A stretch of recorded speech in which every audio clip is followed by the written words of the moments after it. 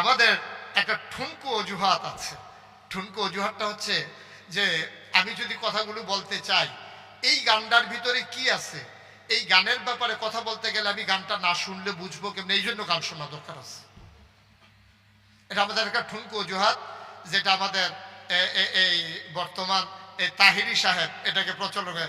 তাহিরি সাহেব যে গানগুলা গায়, অবশ্যই গানগুলা তিনি শুনেন, এই গানগুলো তিনি চর্চা করেন, এই গানগুলো তিনি প্র্যাকটিস করেন, তারপরেই তো ময়দানে গান। এমন তো না যে ওনার কাছে ওয়াহি নাজিল হচ্ছে, উনি ময়দানে ওঠার পরে গানের সুর তার গলার ভিতরে লালিত্য সৃষ্টি করছে, ঝংকার তুলছে ময়দানে, বিষয়টা এমন নয়। এই গানগুলো গাওয়ার জন্যে সেই গানগুলো তাকে গাইতে হয়, শুনতে হয়। আর যখন সে গানগুলো শুনে তখন তার জন্য কেউ বাজনা ছাড়া গানগুলো গায় নাই, সেই বাজনাওয়ালা গানই সে গেয়ে ওঠে। সুতরাং এই গানগুলো সে শুনছে ময়দানে সাপ্লাই দেওয়ার জন্যে। মানুষ বুঝাতে চায় এই গানের মাধ্যমে, সে বাজনা ছাড়া গানের মাধ্যমে ইসলামকে প্রচার করতে চায়, যে প্রচারক সে নিজেই যদি গোনার ভিতরে নিমজ্জিত হয় আর গোটা মানুষকে গোনা থেকে বের করাবে, অলিক কল্পনা স্বপ্নের কথা, ঠিক কিনা বলে? আমি নিজেই গুনাহগার, আমি আরেকজনকে কেমন করে গুনাহমুক্ত বানাবো? কিভাবে সম্ভব এটা? আমার কথায় কেন তাসির হবে? আমার কথায় কেন মানুষের ভিতরে পরিবর্তন হবে? সুতরাং আমরা প্রকাশ্য এবং গোপন দুই জায়গায় আমরা নিজেদেরকে ওইভাবে পেশ করবো ইনশাআল্লাহ। আবু দাউদ শরীফে 4031 নম্বর হাদিসে ইবনে ওমর রাদিয়াল্লাহু হতে বর্ণিত, যে ব্যক্তি বিজাতির সদৃশ্য অবলম্বন করে সে তাদের দলভুক্ত। এই হাদিসটা তো আমরা সবাই জানি। সুতরাং এই বিজাতীয় জিনিসগুলোকে, একটা হচ্ছে আপনি তার সাদৃশ্য গ্রহণ করা, আর একটা হচ্ছে তার আবিষ্কারকে আপনি আপনার মতো ঢেলে সাজিয়ে কাজে লাগানো। এই কথাটাই আমাদেরকে মনে রাখতে হবে ইনশাআল্লাহ। সূরা আরাফের 33 নম্বর আয়াতে প্রকাশ্য এবং অপ্রকাশ্য অশ্লীলতাকে হারাম ঘোষণা করা হয়েছে। বুখারীর 3558 নম্বর হাদিসে, 98 নম্বর হাদিসে অশ্লীলতা প্রচার ও প্রসারকে কিয়ামতের লক্ষণ হিসেবে চিত্রিত করা হয়েছে। সম্মানিত উপস্থিতি, আজকে ইসলামী সংস্কৃতির বিকাশ যদি আপনি ঘটাতে না পারেন, অপসংস্কৃতি আপনাকে গ্রাস করবেই। মানুষ আনন্দ চায়, চিত্তের বিনোদন চায়, মানুষ স্বাভাবিকভাবেই আপনার নানানভাবে নিজেকে একটু আনন্দের হিল্লোলে বহিয়ে নিতে চায়। স্বাভাবিকভাবে মানুষ গোমরামুখু কতক্ষণ থাকবে? স্বাভাবিকভাবে মানুষকে আপনি তার হৃদয়ের যোগান দিতে হবে, আর এই যোগানটা দিতে হবে নিশ্চয়ই নিশ্চয়ই নিশ্চয়ই ইসলামের দৃষ্টিভঙ্গিতে, ইসলামের গণ্ডির ভিতরে থেকে। আমরা যখন আলেমের একটু আনন্দ করি, আমরা যখন রশি টানাটানি করি আনন্দের ছলে, এই জমানায়ও অনেক আলেম যে খেলাকে হারাম ফতুয়া দিয়ে আমাদেরকে ওই হারাম কাজ করেছি বলে চিত্রিত করতে চায়। আমাদের ব্রডনেস লাগবে, আমাদের হৃদয়ের বিশালতা লাগবে।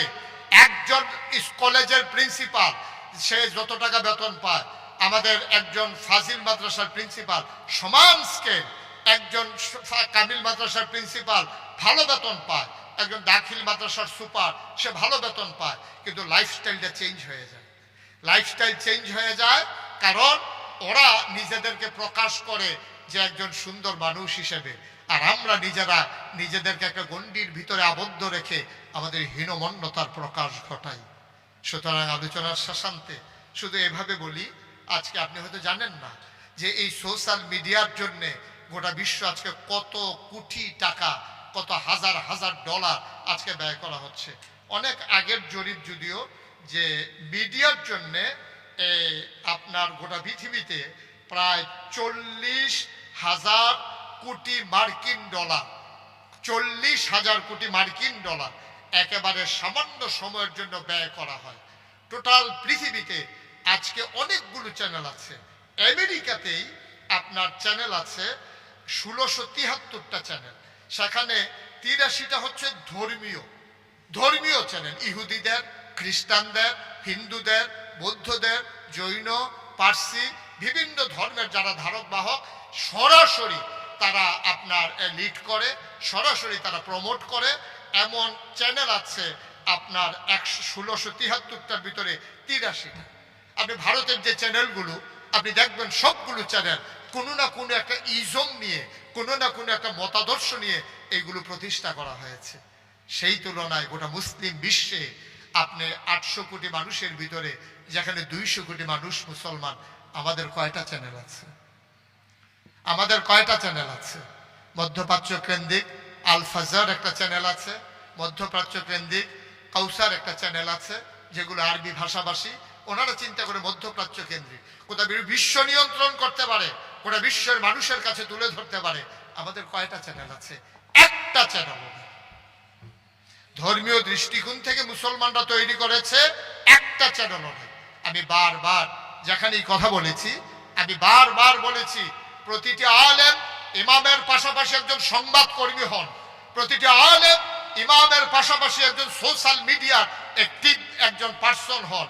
কারণ না হলে আপনি এগিয়ে আসতে পারবেন না, গোটা বিশ্বকে এগিয়ে নিতে পারবেন না। আসুন সবাই মিলে আমরা অনইসলামিক যে কন্টেন্টগুলো, এগুলোকে আমরা ইন্টারাকশন না করে, দেখবেন অনইসলামিক অনেক আপনার কন্টেন্ট আছে সোশ্যাল মিডিয়ায় চলে আসে। আপনি এটাকে লাইক দিলেন, আপনি এটার ভিতরে শেয়ার দিলেন, আপনি এটার ভিতরে একটা চুজ দিয়ে দিলেন। কিন্তু এই কথাটা আপনি লাইক দেওয়া মানে কি জানেন?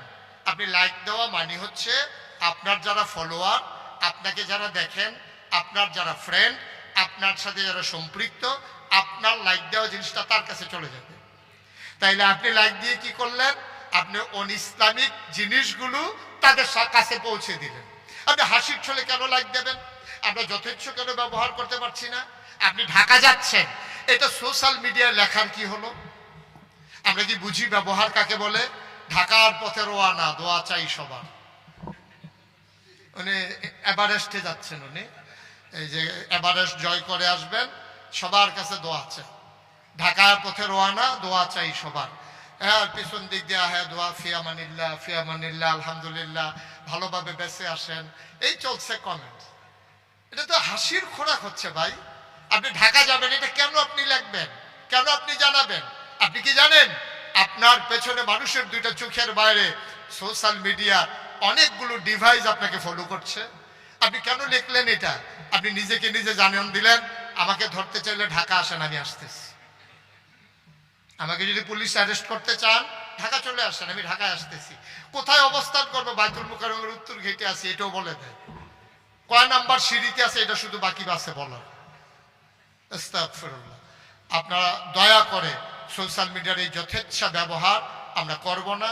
যে কোনো কন্টেন্টে আমরা আমাদের এই লাইক, শেয়ার, আমরা এই অপশনে যাব না। যে কোনো কন্টেন্ট আমরা এভাবে গ্রহণ করতে পারি না। আসুন সবাই মিলে গোটা বিশ্বকে যদি নিয়ন্ত্রণ করতে চাই, গোটা বিশ্বকে যদি ইসলামের বিশ্ব বানাতে চাই, সবাই মিলে যদি আমরা ইসলামের পতাকা তলে সবাইকে নিয়ে আসতে চাই, আমরা যদি স্বপ্ন দেখি পথ পথ করে উড়ুক ইসলামের সেই বিজয় পতাকা, কলেমা খচিত পতাকা, তাহলে বিশ্বাস রাখেন প্রিন্ট মিডিয়া আমাদেরকে দখল দিতেই হবে, ইলেকট্রনিক্স মিডিয়া আমাদেরকে দখল দিতেই হবে। এখন কিন্তু অস্ত্রের যুদ্ধ হবে না কখনোই। আর পৃথিবীতে অস্ত্রের যুদ্ধের চাইতে যুদ্ধ হবে আজকে ইনফরমেশনের যুদ্ধ, যুদ্ধ হবে সোশ্যাল মিডিয়ার মাধ্যমে, যুদ্ধ হবে সাংস্কৃতিক আগ্রাসনের মাধ্যমে। আমি শুরুতেই বলেছিলাম, আপনাকে সোশ্যাল মিডিয়া মেরে ফেলবে না, আপনার মন মানসিকতায় আগ্রাসন করে নেবে, আপনার মেন্টালি চেঞ্জ করে দেবে, আপনাকে পরিবর্তিত একটা মানুষে পরিণত করে দেবে। আপনি মানুষ থাকবেন, টুপি থাকবে মাথায়, পাঞ্জাবি থাকবে গায়ে, পাগড়ি থাকবে, কিন্তু আপনার মন মানসিকতা হয়ে যাবে জাহেলিয়াতের মন মানসিকতা।